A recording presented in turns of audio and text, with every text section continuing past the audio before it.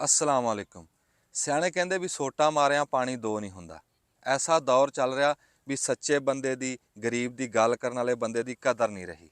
ਹਾਂ, ਜੀਂਦੇ ਦੀ ਤਾਂ ਕਰਦੇ ਨਹੀਂ, ਮਰਨ ਤੋਂ ਬਾਅਦ ਚਾਹੇ ਬੂਸਟਾਂ ਦੇ ਉੱਤੇ ਮੂਰਤਾਂ ਬਣਾਈ ਫਿਰਨ, ਜੀਂਦੇ ਦੀ ਕੋਈ ਨਹੀਂ ਕਰਦੇ।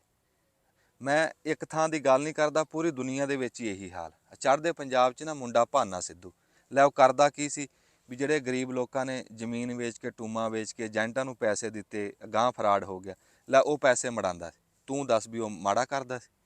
ਲੈ ਕੋਈ ਚਤਰ ਚਲਾਕ ਜਨਾਨੀ ਨੂੰ ਅੱਗੇ ਲਾ ਕੇ ਨਾ ਉੱਤੇ ਝੂਠਾ ਪਰਚਾ ਕਰਾਤਾ, ਆਖੇ ਮੇਰਾ 10,000 ਖਾਦਾ।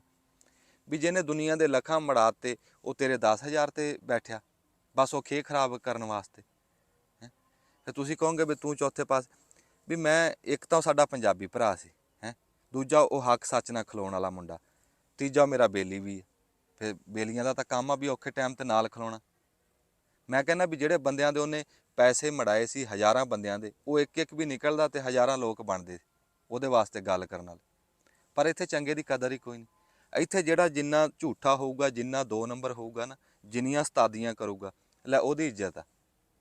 ਇੱਥੇ ਪਤਾ ਕਿੱਦਾਂ ਦੇ ਬੰਦੇ ਦੀ ਇੱਜ਼ਤ ਆ? ਜਿੱਦਾਂ ਕੋਈ ਬਾਬਾ ਨਾ ਬੈਂਕ 'ਚ ਗਿਆ, ਉਹਨੇ ਜਾ ਕੇ 1000 ਰੁਪਏ ਦਾ ਚੈੱਕ ਭਰ ਕੇ ਨਾ ਮੈਨੇਜਰ ਨੂੰ ਦਿੱਤਾ। ਮੈਨੇਜਰ ਕਹਿੰਦਾ ਜੀ ਨਵਾਂ ਕਾਨੂੰਨ ਆਇਆ, 5,000 ਤੋਂ ਘੱਟ ਕੇ ਪੈਸੇ ਨਹੀਂ ਦਿੰਦੇ। ਕਹਿੰਦਾ ਅੱਛਾ। ਉਹਨੇ 5,000 ਦਾ ਚੈੱਕ ਭਰਿਆ, ਫਿਰ ਮੈਨੇਜਰ ਨੂੰ ਦਿਆ। ਉਹ ਮੈਨੇਜਰ ਨੇ 5,000 ਰੁਪਈਆ ਬਾਬੇ ਨੂੰ ਫੜਾਤਾ। ਬਾਬਾ ਫੜ ਕੇ ਕਹਿੰਦਾ ਵੀ ਜਮ੍ਹਾਂ ਕਰਾਂ ਤੇ ਤਾਂ ਕੋਈ ਕਾਨੂੰਨ ਨਹੀਂ ਆਇਆ। ਉਹ ਕਹਿੰਦਾ ਜੀ ਕੋਈ ਨਹੀਂ। ਬਾਬੇ ਨੇ 1000 ਰੁਪਈਆ ਜੇਬ 'ਚ ਪਾ ਕੇ ਨਾ ਚਾਰੋਂ ਦੇ ਮੂਹਰੇ ਧਰ ਕੇ ਕਹਿੰਦਾ ਆਖਿਆ ਮੇਰੇ ਖਾਤੇ 'ਚ ਜਮ੍ਹਾਂ ਕਰ ਦੇ।